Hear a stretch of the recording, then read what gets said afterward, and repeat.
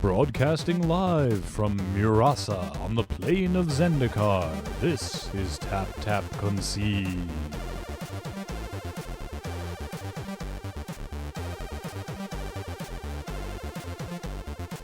Welcome everybody to this week's Tap Tap Concede. Very pleased to have you with us. My name is Graham, and joining me as always is Kathleen. Yo, yo, yo, yo, yo, yo, yo. But missing this week is James and Paul, who had to go and do a thing.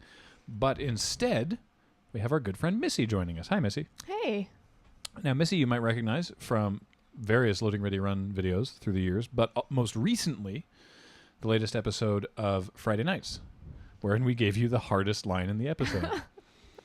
I actually did know what all of it meant. I felt pretty good about that, but... Oh, yeah. But it's, I didn't realize, because I'm just typing it, I didn't realize how much of a tongue twister Bone Scythe Sliver would be. Thank you. Yes, that was so... I went home like Bone Scythe...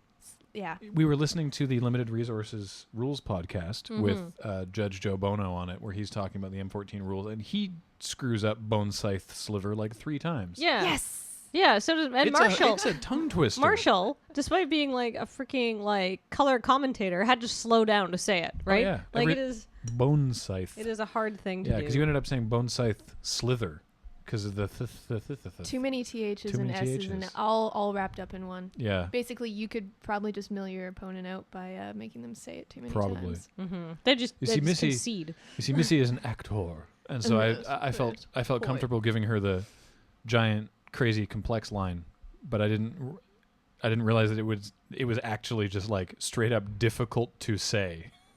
So I was just happy to beat Alex. I was like, oh, only in a only in a video could I actually beat Alex. I don't know about that. Missy's been playing Magic for, you said, about a year or so? Yeah, I started in September of this year. Okay, so sweet. not even a year. Oh, not even a year. Yeah. And you are sort of the, I'd say, central organizing hub of the local Lady Planeswalkers chapter, which we'll be talking about later in the episode. That's our main thrust for today's podcast. Right? So if you know girls who want to play Magic or who do play Magic, you should maybe show them this episode. Yeah, round them up and bring them on over. But first... Round them up, put them in a barn. First... Play this. We're going to crack a pack. Oh, let's do it.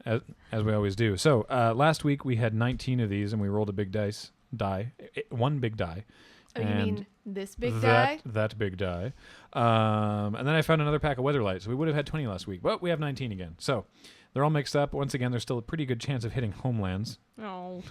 Maybe we'll re-roll if it's Homelands. No, we have to. Otherwise, we'll never get. Otherwise, eventually there'll just be like 12 packs of Homelands in there. So 1 is a re-roll. So this starts at 2 and goes up to 20. So Missy, please do the honors and roll our giant foam D20 for us. And we have a 10. 10. Starting with 10. 1, 2, 3, 4, Is 5, it Homeland 6, 7, Insecurity? 8, 9, 10. No, it is in fact Fallen Empires. Ooh. Very, very old. This is an 8-card booster of Fallen Empires from... When did Fallen Empires come out? 1994. This was one of the earliest Magic expansions. This 1994. This is like 18 years old. Mm-hmm. I know people younger than this pack of cards. I almost feel bad about opening it. It's like a time capsule at this point. Yeah, no a time kidding. capsule full of cards that aren't fantastic. So it's no big deal, I think. That's true. That's true. Yeah. But seriously, like I could literally go find a teenager and then hit them with this and just say, "You are younger than this pack of cards." Whap. You're making me feel old. Stop it. It'll be great. It'll be awesome. So, crack that open and let's see what ridiculous old cards we can find. I'm excited. All right. Ooh. Well, the first one is a black sorcery. It's called Soul Exchange. That sounds a little familiar. I think they've reprinted this. Bing. Oh, no. All sets. Fallen Empires and what's that other No, that's expansion? it. That's Masters Edition. That's online only. So, no, this has only been printed in Fallen Empires. Oh, wow. Well, never mind. All right. 2 black. Sacrifice a creature, but remove it from the game instead of putting it in your graveyard. So, exile a creature. Mm-hmm. Take a creature from your graveyard and put it directly into play as though it were just summoned. Put a +2/+2 counter on it. This creature, if the creature sacrificed was a thrall.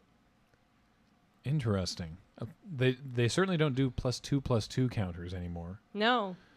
I mean, No, that's that kind would of be gorgeous. Can you imagine? Yeah, Oh. so many counters. I mean- Proliferate them. Oh, yeah. I mean, like, that's actually a pretty good card. I mean, you can sack a weenie and get back a bomb. Mm-hmm. And mean- they've just printed a whole bunch of new thralls. Yeah. All the And that was Orzhov at thralls. the front of the pack. Yeah. Yeah, we don't know that was actually an uncommon, according to this. The order, I mean, again, this is only an 8-card booster from back in the day, so I'm not entirely sure the order. Sometimes you Of- wouldn't get a rare in these. If there's a rare, I don't even know if Fallen Empires has rares. There was one of the early expansions didn't even have it.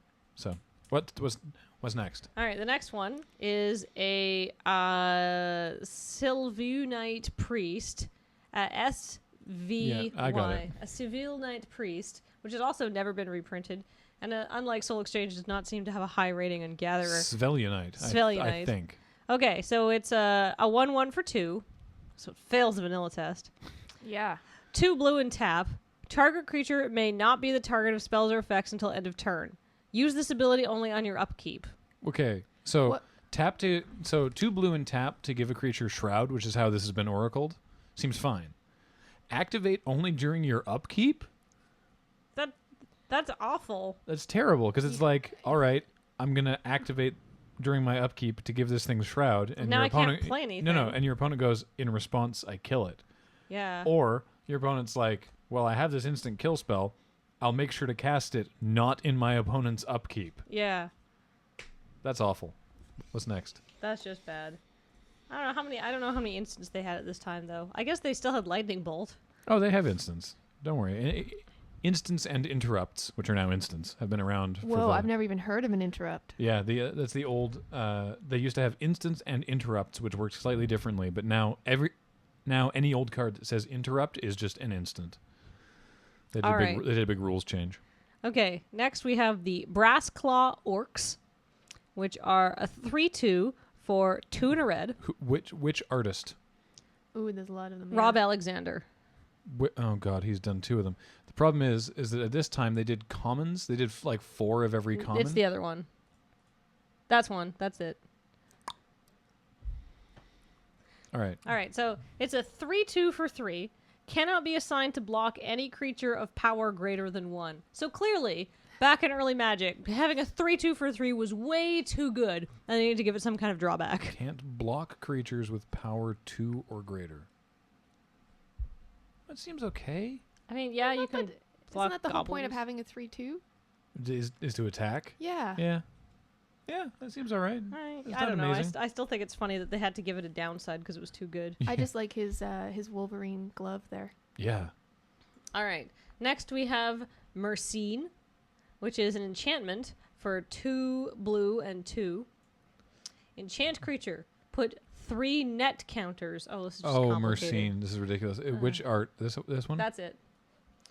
Put 3 net counters on Mercine when it is brought into play. Target creature Mercine enchants does not untap as normal during its controller's untap phase, as long as any net counters remain. As a fast effect, target creature's controller may pay a creature's casting cost to remove a net counter. A fast effect is instant speed. So the oracle text on this is it enters with 3 net counters. The creature doesn't untap if Mercine has a net counter. Pay enchanted creature's mana cost, remove a net counter. Any player may activate this ability, but only if he or she controls the enchanted creature. So basically, What? Missy, say you have some brass claw orcs and they're just pushing the stool yeah. in. Wolverine orc right over here. Okay, yeah. And then I'm like, oh god, no, and I put Mercine on it.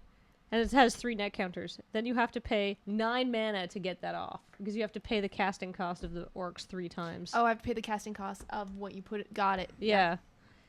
Or you could just be like, screw that. I'll just play some other creatures, right? Like that. That- 9 is, yeah. I mean, it's confusingly worded, But wait, does that mean that only you can pay it? No, Or you only have to pay I it. control the enchanted creature, so I Yeah. can pay But it. if somehow Graham stole it with an effect, then I could. then yeah, Graham could pay. So it's You could it's active Do you want to treason it. pay my 9 So, mana for me? it's super clunky. Does And it's weird that they can eventually pay it off, but it's still kind of that weird blue removal that just sort of keeps something locked down. Like it's not the worst. It's like an ice cage, but bad. Is this the only instance of net, or was it? Oh, I was it a guarantee you this mechanism is that was used? no. I guarantee you throughout this is set? the only thing with net counters. I'm almost positive. All right, coming up next. Ooh. All right, I want to. Okay, just read out what this does. I want to hear. I want to hear Missy's card evaluation. All right. Coming up next, we have an Armor Thrall, which is a 1/3 for 2 and a black. What's the art? Not that one. That one. Now that it matters. It matters. The activated abilities read: tap, sacrifice Armor Thrall to put a +1/+2 counter on a target creature. Again, I would love a +2 counter. Yeah, but this is weird. This is a +1/+2 counter. And it comes in as a 1/3? Yeah, for 3. It's not really the side of the slash I need it on. Yeah, exactly. Could Yeah, But I don't know. Like this. but you sacrifice it. Oh, I see. You sacrifice it to put the counter on something else. Like your net. Mm-hmm. So, okay. So how about this? You block with it in combat. Like you assign it as a blocker, and you assign something else as a blocker. Yeah. And then you, before damage, you sacrifice this guy, and you put a Put the +1/+2 counter, meaning your other thing might live through combat, or even actually eat the creature it's blocking. Well, Is because that- I like that. you're That's a good still strategy. getting a 1-for-1. Yeah, but then your guy has a +1/+2 counter on him, which is okay. But you've still spent an entire a 1/3 for 3. Okay, let's compare this to a card they just printed in Gate Crash, the card that looks like Dave. Okay, maybe. Oh yeah, yeah. Maybe yeah. pull it Put up on the put screen it up. too. Yeah. Hang on. So in This in- card, seriously, this looks like our friend Dave, in Missy's partner. This is his card. okay, so in Dragon's Maze they printed this guy, the Bane Alley Blackguard. He is 1/3 for Yeah. 1 and a black. So the Armor Thrall is a 1/3 for 2 and a black, and for that extra colorless, you can throw the creature away in exchange for a +1/+2 counter. I think that's a fair deal, Yeah, actually. that's not bad value, especially when you compare it to something similar. I guess. Yeah. I guess maybe like this guy's never attacking, right? Like he's just going to sit there and block all day. And Absolutely. Then when they finally do something to get rid of him, you can just be like, "Oh, well then I just tap and throw him away and Yeah, in response to Buff something sacrifice. Get a else. counter? Yeah. Well, you're never happy running Bane Alley Blackguard. Apologies to Dave. So I'd never be happy running this, but I guess it's okay. Yeah, I mean, like, if I was... It has a community rating of like 3.5 stars. So I don't know, whatever the Gatherer community thinks about that. I don't know. I don't mind it. I don't know. What's next? Another blue card. A Homarid, Oh, Homarid. which I need to give to Maya, our friend Maya, because Is it this the- is is it the the- lobster. It's done by Brian Wackowitz. That's it. The Lobster Man. That's just Awesome. horrifying, to be honest with you. But anyhow, summon Homarid. He's a 2/2 for 3, so in this set, that's amazing. Put a tide counter on Homarid when it is brought into play and during your upkeep. If there's 1 tide counter on Homarid, it gets -1/-1. If there are 3 tide counters on Homarid, it gets +1/+1. If there are 4 tide counters on Homarid, remove them all.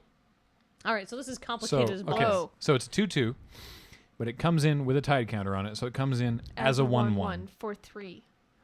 And then you pass the turn, you untap, and it has 2 counters. It's still a 1/1. No, now it's a 2/2. No. No. It has Because- 2 counters, but it's still just. Right, as long as yeah. it Now, right, Because it has right, because it does not have exactly 1. Yeah. You're correct. Okay. Then you get your 2/2. Then on your next turn, you put a 3rd tide counter on it, and you get a 3/3. But your next turn it disappears. And then on your next turn, it goes back to a 2/2. Unless you have, is there another card that would take tide counters off, so you could take it off of your own card, kind of thing? Probably not. So yeah, so on your next turn, You put 4 tide counters on and then remove them all, and then it's a 2/2. So it goes 2 1 2 3 2 1 2 3 as if the tide is coming in and out. Oh, that's so poetic. That's I like so that. complicated. No. That is super complex. Yeah, but look at his body. That's awesome. He's ready for some complexity. He's got some crab abs. I mean, I guess lobster abs.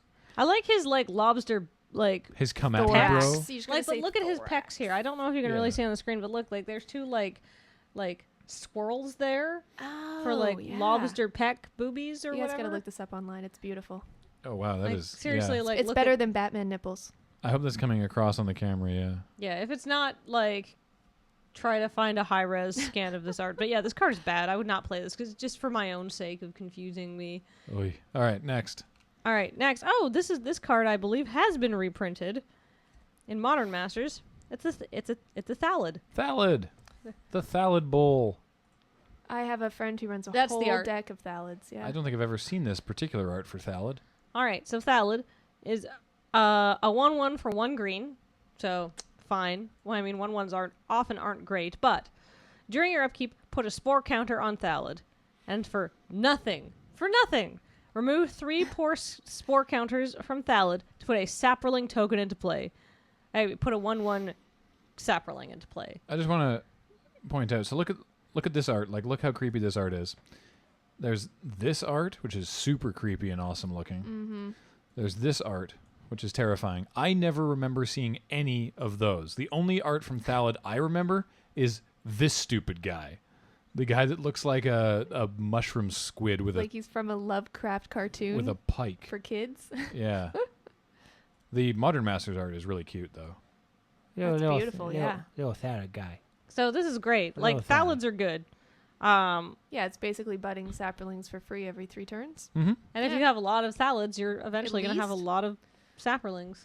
Or if you have something that, yeah. Concoct the Thallid Bowl. Or if you have something like, if you're, say, running some kind of, like, Thallid, a Thallid-based commander deck with, like, lots of Proliferate from Scars of Mirrodin. Doubling Season. Oh, yeah. Yeah. And that other recent sort of other kind of Doubling Season that was printed. And its name escapes me for the time being. I think it was in, Parallel Lives, I think it is. Yep. That does. Yeah, do that and have, like, you want to have, like, I think it's Nemata Grove Guardian as your commander you'd want to have. He's a big, he's a tree folk, but he interfaces with Saprolings in a Good way. good way. Yeah. 2 and a green, put a 1/1 Saproling onto the battlefield, sacrifice a Saproling, and all Saprolings get +1/+1 till end of turn. Ooh, and that stacks? Yeah, and he's legendary. So yeah, get him, get all the Thallids in there. Yeah, be sweet. Yeah, you have a little Saproling. You wouldn't be able to run Pallid Mycoderm because it's white. Yeah, that'd be bad. Yeah. Anyhow, Point this being. would be an elaborate I house like of that cards. one the best so far. Yeah. You could really construct. 1/1. All right, and the last card in this pack is another black one. It's Basil Thrall. Oh. The art for this is amazing. It's that one. Oh, it's the Phil Foglio art. Back when no one told Phil Foglio that Magic wasn't super, super goofy. Well, I mean, Phil Foglio is cool. What are some of the other arts? Maybe show those off. Oh, that's awesome. Whoa. I remember this Whoa. one. Whoa, that's awesome. That's even better. That looks like a Disney like- nightmare. Yeah, some kind of expressionist. This is Kaja Foglio, actually, his wife. And then, whoa. That's Star Wars from here. This is the best set of the chain of the different arts. All right, so anyhow, Basil Thrall. 2 black, or just 2 black for a 1/2. And, like all Thralls, you can sacrifice it. What does it do? You can sacrifice him to add 2 to your mana pool. Play this as an interrupt. So you can sacrifice him at instant speed, which you can do with all things now. From this distance, I can't even tell what's happening in this particular art. Like I said, it looks like Star Wars. Like there's some beams of light. There's I like There's this some guy. impressive architecture. yeah. This is clearly before they had a style guide, considering all these things are meant to be the same creature. I think that one's my favorite. The impressionist body. yeah, that one's Yeah. the There's best. a deep sense of creepy there that just really speaks to me. So this one All right, so let's imagine this. So you play this guy on turn 2, and he's a 1/2, so he'll hold back your opponent's Thallid or his Svulinite Priest. Or his Homerid with a stupid fucking tide counter on Or it. his Homerid Yeah. with a stupid tide counter on it. And then on turn 3, When he's outclassed. you can sacrifice him and play a 5-drop. That seems Not great. bad. Because you'll have three mana from land, presumably, and 2 from this guy. 5-drop on turn 3 seems okay. That seems great. Although a 5-drop in this set probably wouldn't be amazing, but whatever. Yeah. I like that guy. So what would you... Okay, Missy, what would you actually... Say we're drafting here. Yeah, because you've done a non-zero amount of drafting. What would you first pick yeah, out of it's this? just a little bit more than non-zero though. Honestly, I love green, so I think I would take the Thallid. You can build a really nice deck around that. Yeah, and it's the only green card, so you're And cutting it's the green. only green no card. white, no artifacts, no rare, by the way. I don't think they had rares. We had 2 uncommons. Although if I was going to go on art, it would be Lobster Man. Oh, man. Lobsterman's great. What does Soul Exchange do again? Oh, it's sacrifice a creature, pull a creature back from your graveyard. Or sorry, Right. exile a creature, pull a creature back from your graveyard. If you exiled a Thrall, then that creature gets +2/+2. Right. I guess Mercine is like as close as we have to removal. Mm-hmm. I would absolutely take the Soul Exchange. Because there's lots of crappy creatures that get outclassed and that you can use to bring back something you want. Or, if that wasn't there, I would take I would actually take the Basil Thrall because I like more mana and nothing else here is amazing. Yeah, Right. no, nothing is amazing. This is like a... But Lobster Man, come on. I'm gonna give that to Maya. All right, we'll come down on I'm Lobster gonna make her like a Man, I think. pendant or something Oh, man, like what a that. terrible pack. Or like a button. Can I make her a button with that on it? Oh, yeah. Can I use Just your like- button maker? just like use the yes, card? you definitely can. Yeah, just punch the card right out. Absolutely. Into like that'd be... Yeah. That's what we're going to do with an 18-year-old card. We're just gonna punch it out. That I It's assure fine. you, that card is worth nothing. I can look it up. Yeah, look it up. Look it All up. right, I will. So, like I said, in Friday nights, Missy's in the video, joining us. Hang on, Homerid. Sorry, I was trying to look I this beat up Alex. while It was very important. rolling. 15 cents mid-range. Okay, we can punch it out. All right, you should take that Soul Exchange for your black-white token deck, though, It's not a bad idea. because you do have Thralls in that I do deck. have Thralls in that deck, yeah. So, in the latest episode of Friday Nights about the M14 pre-release, which I do hope you've all seen, Missy's there playing as Alex, and then Missy sits down to play against Kathleen and says, how is the Lady Planeswalker's local Demir agent? And I just put that in there because I wanted some indication that they were familiar with one another and to, hammer home that Missy knew that Kathleen typically played blue-black, and so it was more of a surprise when she ended up being red-green aggro. And I didn't really think much of it. And then a bunch of people were like, "What's this Lady Planeswalkers thing I'm hearing about?" And so we thought that it'd be great to, at the suggestion of a viewer, I believe, to have Missy come on Tap Tap Concede and tell us all about it, because this is something that you're involved with as well, and it's a Well, I like going there. It's a cool thing. So what's up, Missy? Well, yeah. Well, like I said, I started playing Magic about a year ago, and I went to my first pre-release Gate Crash, and I get in the room, I'm all excited, and I sit down for my first game against a 12-year-old boy. Oh wow! And I get to the table, and I'm like sweaty, nervous. I'm just like, this is really big deal. And he looks up at me, and he's like, "I've never played a girl before." And you would think that I would be like, oh, whatever. But I got so nervous in that moment, and I was like, I can't believe that out of the two of us, I'm the one who's freaked out right now, right? Actually, up on the mic. And I had a really great time at the pre-release, but I was one of only 4 women in the room. Mm-hmm. And I thought, well, I know lots of awesome ladies who play Magic. We should get together and play. And just started kind of doing a monthly night, mostly involving drinking wine. That's a big component for me, is the social aspect of it. If there was some way that our local game store could be licensed, I would love to, have a beer and a draft. I think that'd be great. Oh yeah. Well, and the thing is though, like let me just also say that Missy is one of those people you go over to her house and she's got the most excellent food. There's always like delicious crackers and cheeses and fresh berries and nuts, and I'm like, oh, I love going to Missy's house. I don't need to eat dinner because I can eat vegetables and fruit there and feel like vaguely healthy, and I'm still happy. I definitely don't eat dinner on the nights I do ladies' night because we literally put 2 tables out like regular drafting tables, and then the entire kitchen is covered in food. I think that's also really important. Food to social play. We eat great food and then we play Magic, and I really like it. But when I went to the pre-release, I was like, I'd like to play with more ladies. And I looked up online, and Tifa's got a great article on the Magic website about Lady Planeswalkers. It kind of runs through why she started it, how you can set up your own Can event. you give us some background, like in lieu of Tifa being here? Can you give us some background of like who she is and what she has started, like what the Lady Planeswalker Society, such as it began, actually is? Well, and this is so perfectly timed too, because I believe they are actually celebrating their 2nd anniversary this week. Oh, wow. The week of our recording this. Oh, that's fantastic. Make sure you're right up on the mic. And you guys know her far better than I do.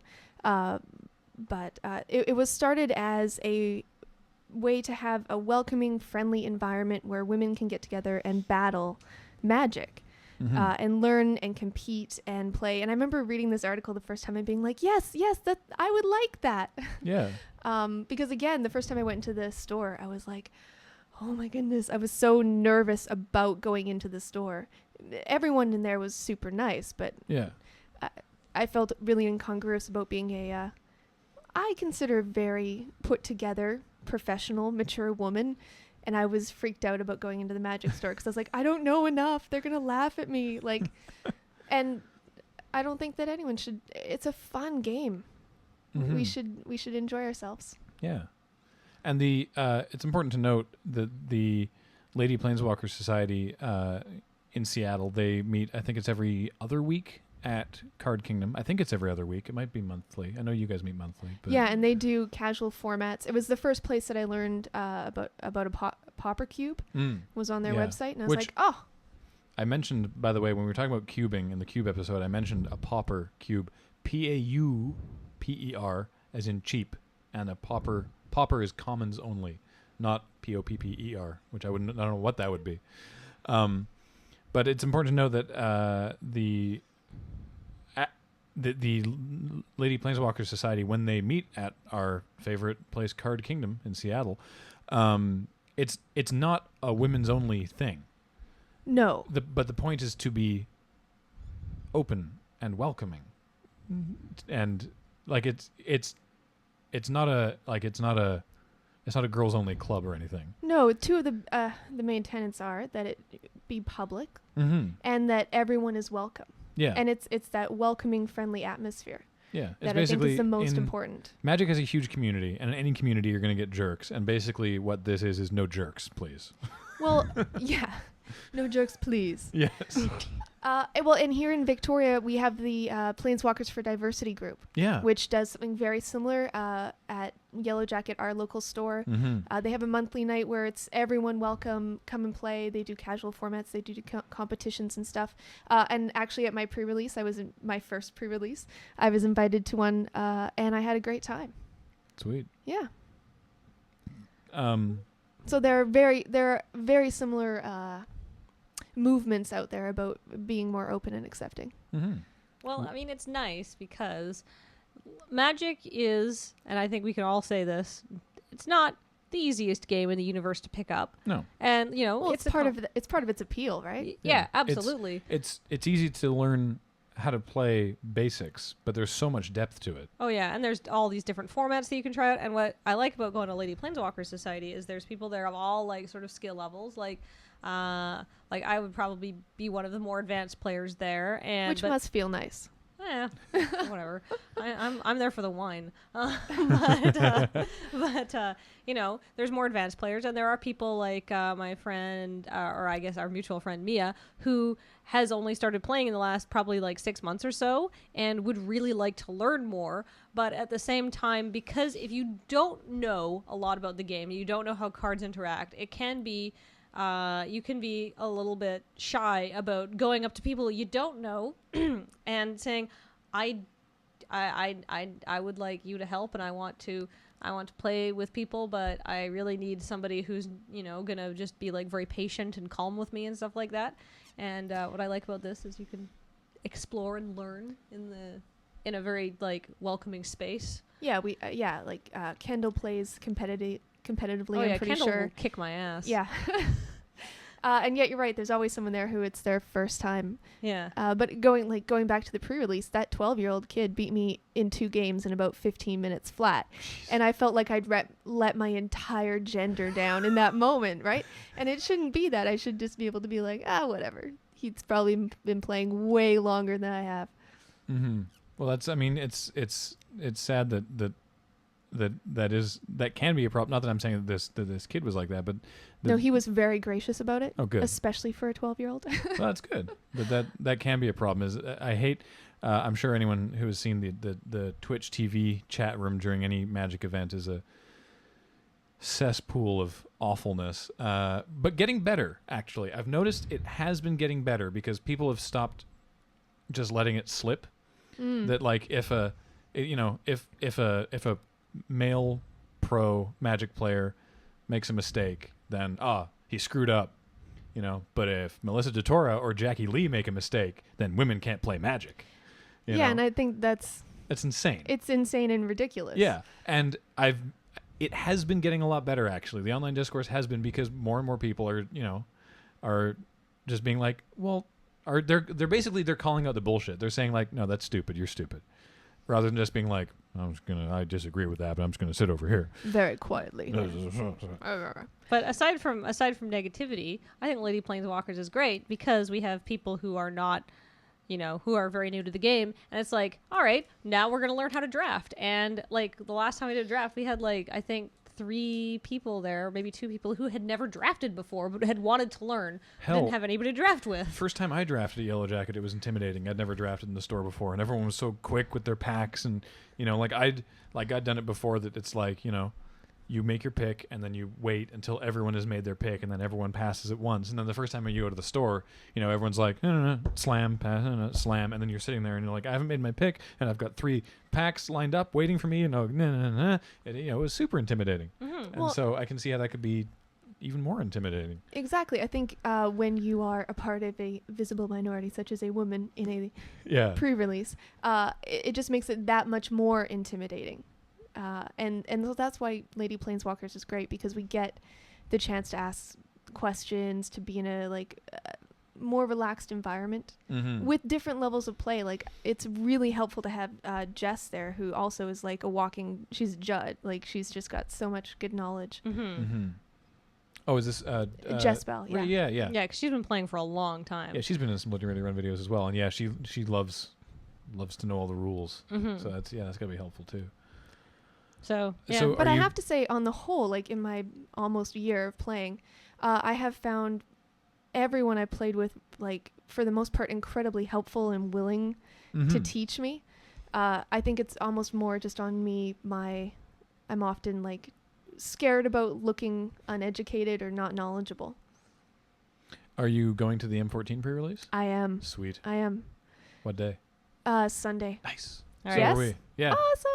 And that's the other great thing is getting into the community. I've really enjoyed it. And so I guess to me, the ladies' night that we're having is about trying to encourage other women to join in with us. Well, I mean, the thing is, though, well, you guys have enough for a whole draft pod at least, right? Yeah, we have about between 8 and 12 women on any given month. Nice. Yeah. But I mean, and the nice thing is once you like go to a few of these things and you learn a bit more about cards and you sort of learn a bit more about the format and you get like better at playing Magic, right? Because, it's complicated. You have to practice if you want to improve.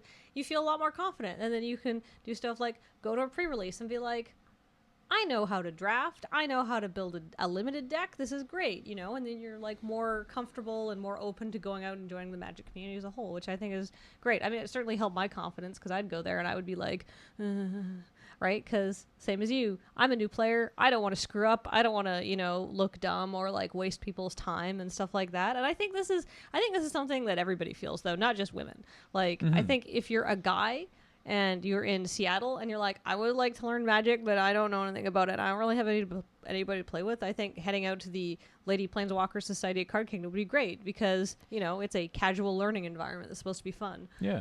I've also really enjoyed the opportunity to try new formats. Yeah. Like, we try to switch it up every month. I'd never played Commander. There were people who loved it. And the kind of, like, shared learning is really important. Sweet. We should do Two-Headed Giant at some point. Ooh. Or like... Pro tip for Two-Headed Giant, play Orzhov. Well, I mean, we should do Two-Headed Giant with M14, though. Oh, I guess so. So, You're probably right. no Orzhov. That's what's coming. Yeah. Yes. I'm But excited. there's lots of great resources if people want to start a play group of their own. There's Lady Planeswalkers has a Facebook page and a Twitter. They should read Tifa's article on the website. And there's there's the Planeswalkers for Diversity. They also have a Facebook group. We'll put the links to all this in the post on the Loading Ready Run forum. In the Tap Tap Concede sub forum, you will find the link for this, and we'll put the links to the Lady Planeswalkers Facebook and Twitter and that, and the article there. Do you know their Twitter offhand? It's Well, you look for that. I'm going to tell Okay. a funny story, though. please do. Oh, Okay. do. In that script, Graham is like, has Missy saying, how's the Lady Planeswalker Society's local Dimir agent? And I'm like, I'm okay, because I'm not actually playing Dimir. But, I mean, I do love blue and black. I mean, they're, like, basically my preferred colors. But every time we have done a draft there, I have done some sort of wacky color combination, frequently involving green, which I never seek out to play, right? Just because I feel it's a place where I can experiment with cards that I am less familiar with, right? And try to build, like, more unique decks, right? Like when we did the Popper Cube, I did like the green-blue counters and bouncing deck, which was really fun. And then I did... your deck was disgusting. You showed me pictures later. Oh, Yeah, she had, took like- pictures of it. He had like every bounce spell I've ever seen. oh yeah. He had like Well, I did- Rushing River and Into the Royal, and it was crazy. I did the same thing. I built a white-black deck, and I would never play white-black. But I had such a great time. I went out and bought all the cards and like built an actual constructed deck. Nice.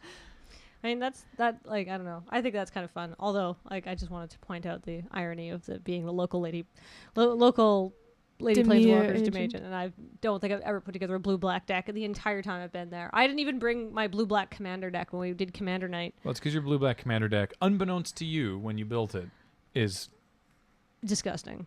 busted.